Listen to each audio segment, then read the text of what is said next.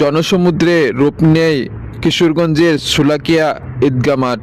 অনুষ্ঠিত 199তম ঈদ জামাত।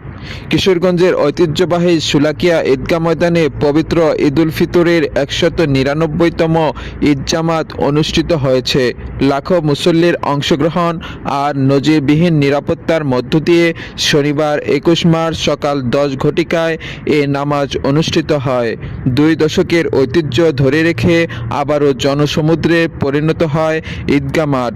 ভোর হওয়ার আগে নরসুন্দা নদীর তীরে অবস্থিত ঈদগাহ ময়দানে মুসল্লিদের আগমন শুরু হয়। দেশের বিভিন্ন জেলা থেকে অনেকেই আগের দিনই কিশোরগঞ্জে এসে অবস্থান নেন। সকালে ঈদগাহমুখী সব সড়ক মুসল্লিতে ভরে যায়। জামাতে ইমামতি করেন মুফতি আবুল খায়ের মোহাম্মদ সাইফুল্লাহ। নামাজ শেষে বিশ্ববাসী যুদ্ধ বিগ্রহ বন্ধ এবং দেশের সমৃদ্ধি কামনায় বিশেষ মোনাজাত করা হয়। জামাত শুরুর অনেক আগেই মাঠ কানায় কানায় পূর্ণ হয়ে যায়। জায়গা না পেয়ে অনেক মুসল্লি আশেপাশের সড়ক, নদীর পার, ফাঁকা স্থান ও ভবনের ছাদে দাঁড়িয়ে নামাজ আদায় করেন। ঈদ জামাতকে কেন্দ্র করেছিল কঠোর নিরাপত্তা ব্যবস্থা। 4 স্তরের নিরাপত্তা বেষ্টনী গড়ে তোলেন আইন শৃঙ্খলা বাহিনী। মেটাল ডিটেক্টরের মাধ্যমে তল্লাশি করেন মুসল্লিদের মাঠে প্রবেশ করতে দেওয়া হয়। ছাতা, লাঠিসোঁটা, দিয়াশলাই বা লাইটার বহনে ছিল নিষেধাজ্ঞা। নিরাপত্তায় 4 প্লাটুন সেনাবাহিনী, 5 platoon BGB, police, RAB, APBN ও আনসার সদস্যরা দায়িত্ব পালন করেন। ড্রোন ও সিসি ক্যামেরার মাধ্যমে সার্বক্ষণিক পর্যবেক্ষণ করা হয় পুরো এলাকা। প্রচলিত রেওয়াজ অনুযায়ী নামাজ শুরুর আগে বন্দুকের গুলির মাধ্যমে সংকেত দেওয়া হয়। 15 মিনিট আগে 3টি, 10 মিনিট আগে 2টি এবং 5 মিনিট আগে 1টি গুলি ছোড়া হয়। জামাতে অংশ নেন পাট ও বস্ত্র প্রতিমন্ত্রী মোহাম্মদ শরীফুল আলম, কিশোরগঞ্জ 1 আসনের সংসদ সদস্য মাজহারুল ইসলাম, জেলা প্রশাসক মোহাম্মদ আসলাম মোল্লা ও police super doctor SM Farhad Hossain সহ স্থানীয় গণ্যমান্য ব্যক্তিবর্গ। ঈদগাহ মাঠ ও আশেপাশে স্থাপন করা হয় একাধিক নিরাপত্তা চৌকি।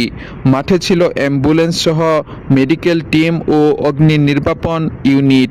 স্কাউট সদস্যরা স্বেচ্ছাসেবকের দায়িত্ব পালন করেন।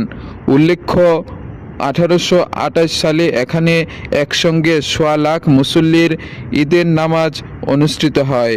সেই সূচনা ধরে ঐতিহ্যবাহী নাম রাখা হয়েছে শোলাকিয়া ঈদগাহ মাঠ। আজও পরিচিত সারা বাংলাদেশের বৃহৎ ঐতিহ্যবাহী কিশোরগঞ্জের শোলাকিয়া ঈদগাহ মাঠ।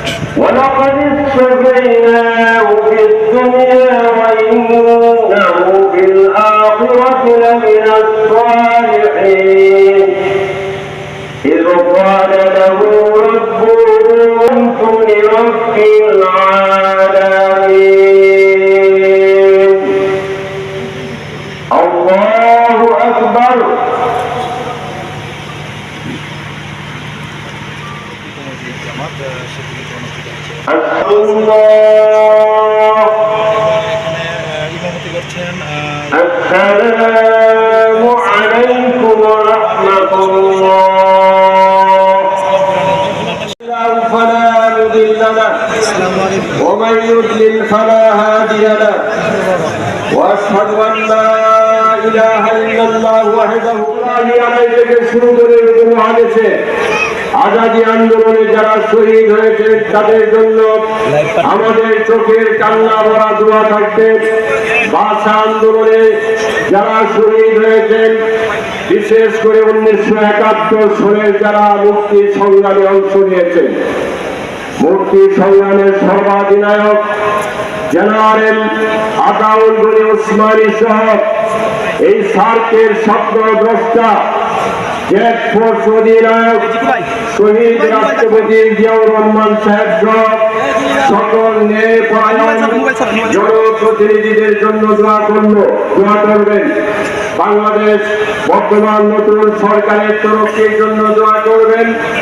আমাদের একজন সাবেক আরেকজন বর্তমান উপদেষ্টা, ওনাদের জন্য আগেই দোয়া দেওয়া হয়েছে, ওনাদের জন্য দোয়া করবেন সুস্থতার জন্য।